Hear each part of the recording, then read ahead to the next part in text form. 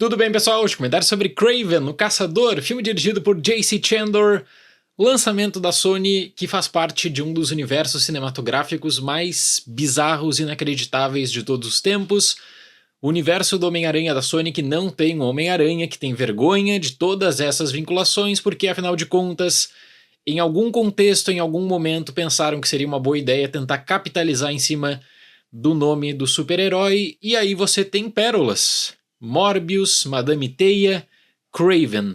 Olha que sugestão para uma sessão tortura. Porque, como eu sempre falei na cobertura e tal, prévia, em transmissões ao vivo, se você for fazer uma lista dos maiores vilões do Homem-Aranha, eu acho que é muito difícil alguém pensar no Kraven.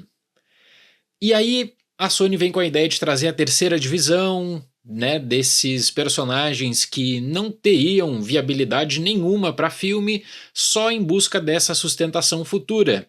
No momento que eu estou gravando esse vídeo, eu preciso repercutir a matéria do The Wrap, que aparentemente a Sony, então depois de Kraven, vai desistir desse universo, e ainda bem, porque não tinha caminho algum para sucesso. Uma das questões mais inacreditáveis do circuito de entrevista do filme foi ver o diretor implorando para o público assistir Kraven, dar uma chance para Kraven, porque teria uma ideia diferente, afinal de contas.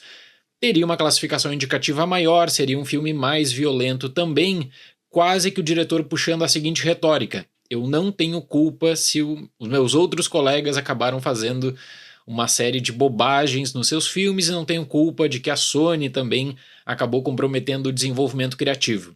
Aí, de muito boa fé, você vai lá, dá crédito pro J.C. Chandor e vai assistir Kraven. Acha que até vai ter história de um vilão, mas não é o caso. Você vai ter história de um vigilante genérico pra caramba que pega alguns dos piores clichês possíveis, seja pra história de motivação de vingança ou mesmo para uso de flashbacks em um filme de super-heróis.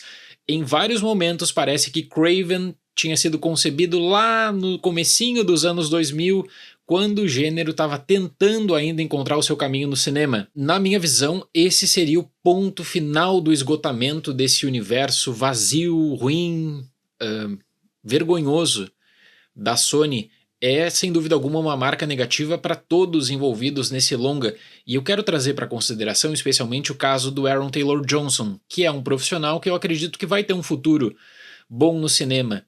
Existe a especulação de que ele pode ser o próximo 007, não existe anúncio nenhum. Se no futuro aí iam anunciar que o Aaron Taylor Johnson é o próximo 007, dá para entender por que eles decidiram colocar para depois de Kraven, porque vai precisar de um trabalho para desvincular a imagem do ator com a desse filme, porque o trabalho é muito ruim, é muito mal feito, não envolve só a questão, né, de roteiro, envolve a estrutura cinematográfica de um filme que parece que foi feito apenas para conseguir uns trocados. E aqui pela última vez, tomara, né, eu vou trazer nessa história do universo cinematográfico da Sony a menção ao Tom Rothman, CEO da Sony, que até 2021 era visto por Hollywood como o homem do toque de Midas porque ele só validava projetos de sucesso de bilheteria, e foi a mesma pessoa que acabou viabilizando esse universo e tentando de algum modo tornar essa série de filmes bem-sucedidos.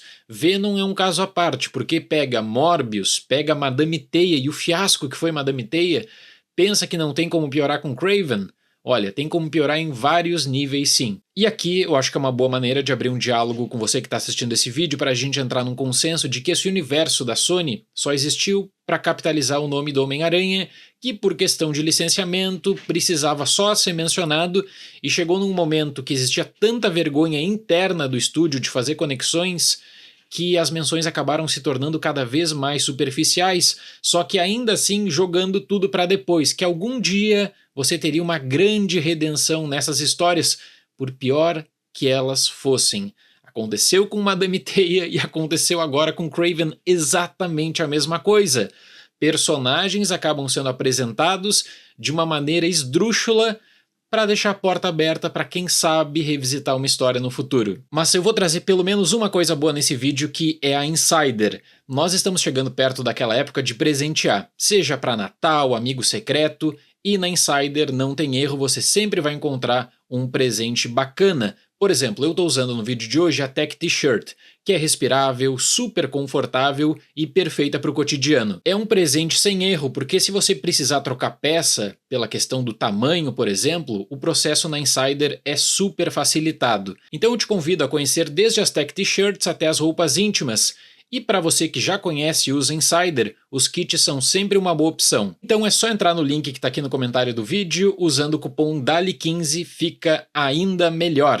Gente, voltando a Kraven, eu pensei que eu tinha visto uma história de origem ruim em Madame Teia para justificar a aparição de um personagem, até que eu conheci Kraven o Caçador e o argumento que é apresentado na narrativa com conexões que simplesmente beiram o absurdo. E aí o diretor vem com o argumento de que Kraven é diferente, Kraven tem uma outra base, tem mais violência, e realmente essa, quem sabe, é a única coisa que você pode tirar como um ponto diferencial do que vinha sendo apresentado até então. Tem combates mais intensos, sangue, desmembramento, ao mesmo tempo que os piores diálogos desse universo cinematográfico do Homem-Aranha, que não tem o Homem-Aranha da Sony, e além disso também uma pós-produção mequetrefe. Após ser transformado por um elixir místico e o sangue de um leão, Sergei Kravinov, interpretado por Aaron Taylor Johnson, se torna Kraven, um caçador implacável que enfrenta inimigos e acaba confrontando o legado sombrio de sua família em uma jornada intensa de vingança. Então é claro que existe uma historinha familiar com vários flashbacks e uma ressignificação do que é Kraven, ou seja, nesse caso da variante Kraven nos cinemas para tornar, quem sabe, a busca pela vingança mais aceitável. Vai existir de fato uma lista de inimigos que ele precisa procurar e que ele precisa de alguma maneira se vingar. O Russell Crowe, na participação mais aleatória que você pode imaginar da carreira do Russell Crowe, que está fazendo poucas e boas na sua filmografia inclusive, ele aparece, surge, esbanjando todo o seu sotaque russo ali para valorizar o personagem principal. Só que a conexão familiar de Kraven parece que ela foi completamente desmantelada na montagem. E tem um caso que é um dos inacreditáveis, assim, que é a participação da Ariana DeBose como Calypso em Kraven. Dá para marcar que aqui ela passa por um período de maldição pós-Oscar, sem sombra de dúvidas, e eu me pergunto o que foi apresentado para ela e para a pessoa que acaba comandando a sua carreira, fazendo decisões criativas também sobre qual filme participar, para entrar num projeto desse tipo. Será que ninguém avisou do histórico da Sony nesse universo? Porque a personagem dela é completamente descartável e infelizmente tem os piores diálogos do filme. Sessão tortura, como eu disse, Morbius, Madame Teia e Kraven tem coisas que um supera o outro no quesito ruindade. Para Kraven, uma pós-produção que eu considero caótica, gente. E aqui eu preciso trazer à tona o uso do ADR, a regravação de diálogos. A pobre da Ariana DeBose praticamente teve sua personagem feita só com diálogos regravados, o que prejudica muito a experiência. E eles aí tentando, né, uma cartada, quem sabe diferenciada para o filme, usam uma ideia que foi muito aproveitada em Dolittle com Robert Downey Jr., que na minha opinião é um filme com o maior número de ADR que eu já vi, que é quando vai ter uma regravação de diálogo, eles afastam os personagens, mudam o enquadramento para tentar mostrar também que as coisas ali estavam acontecendo de uma maneira diferente.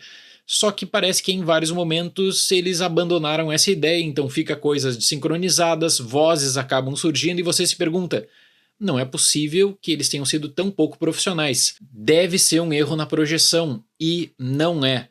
A ação do filme é praticamente um combo da mesma técnica, uma aproximação para o combate, foco em objeto e um corte rápido para mostrar um banho de sangue em CGI, que pelo menos está um pouquinho melhor do que os dois filmes citados previamente. A trilha sonora do filme é asquerosa e o potencial perdido com os personagens secundários ele acaba sendo muito importante mesmo. O uso do Rhino aqui para Kraven é simplesmente uma questão que não dá para entender. Aliás, até dá. É a porta aberta para o futuro da Sony revisitar, da Sony tentar tornar em algum outro filme esse universo melhor, e ainda bem que parece que isso tudo está chegando ao fim, porque é muito difícil aguentar um filme desses. Para Kraven, nota 2.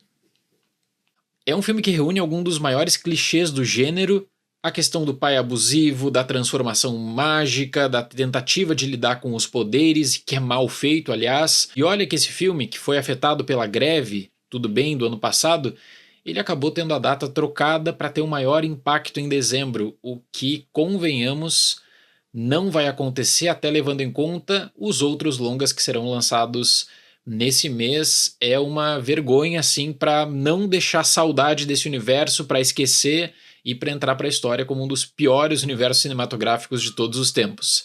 Certo, pessoal? Muito obrigado pela atenção, até o próximo vídeo e tchau!